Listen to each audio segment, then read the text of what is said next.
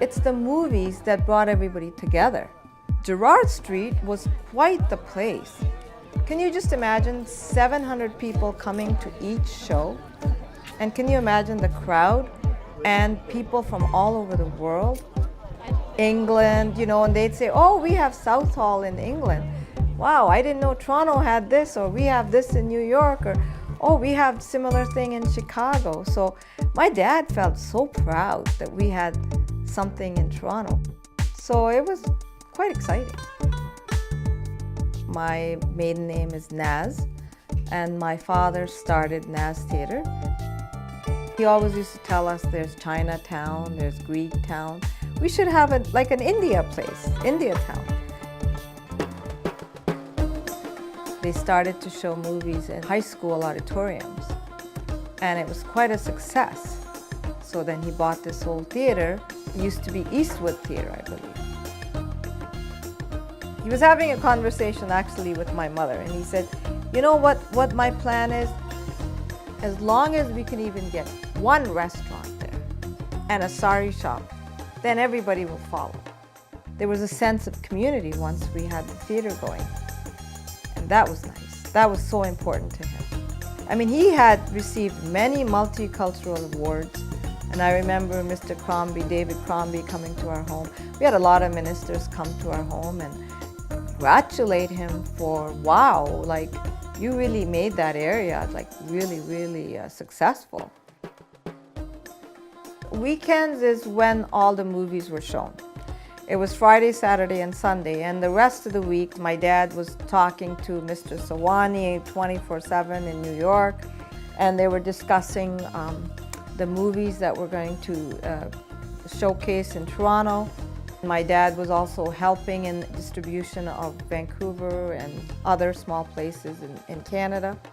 He never watched the movies. My mother watched all the movies. And my brother, Ken, watched all the movies. Oh, my brothers were very involved. My brother, Gian Naz, they had an hour radio show. And he would be there talking about the movies, because he was a movie buff. And he did a lot of advertisement as well. He went along and put flyers everywhere. I mean, there was no internet or social media to spread the word. I was basically helping my dad with advertising and all the paperwork that needed to be done, and going to the censor board, because the movies, I mean, everybody knows those days Indian movies were not anything restricted. I mean, there was no sex or kissing or anything. So I would always joke with the censor guys if the movies were late, hey, listen, there's nothing there that you need to worry about. Depending on how popular the film would be, sometimes they had Midnight Madness shows. Then, of course, on Saturday it was crazy busy because there would be 3 showings. I think it was 3, 6:30, and 9:30. And if the movie was big, it was chaotic. Every second person would tell Mrs. Holton that she knew Mr. Naz to get a deal. That's the Indian way. And my dad would always say, no, I don't know these people. He was a very ambitious person. He's kind of like my husband. And I think that's why I get along so well with my husband. Because my husband came from a farm from Canada, northern Canada. When my father met my husband, he said to me, wow, this is the guy you need to marry. We were talking about getting married in June, and when my husband finished his studies. So my dad said, no, if he's going to have to work at the theater, and I'd like him to work at the theater, he has to get married to you before.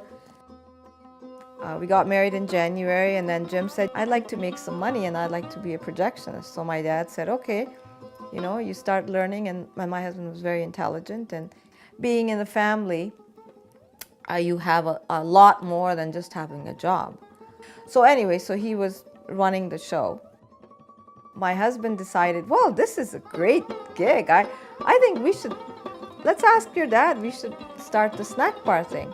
We ordered samosas from local people, and he would make the chickpeas curry, and we really enjoyed that.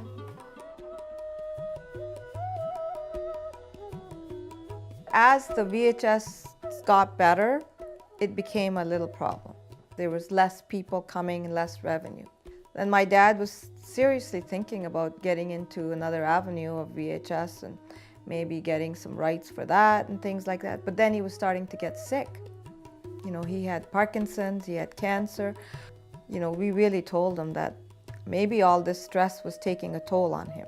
I mean, all his life he thought about his children, and we loved him so dearly, and we always used to say to him, you know, Dad, you've built an amazing place, and now let somebody else take over. You know, you never took a rest, ever.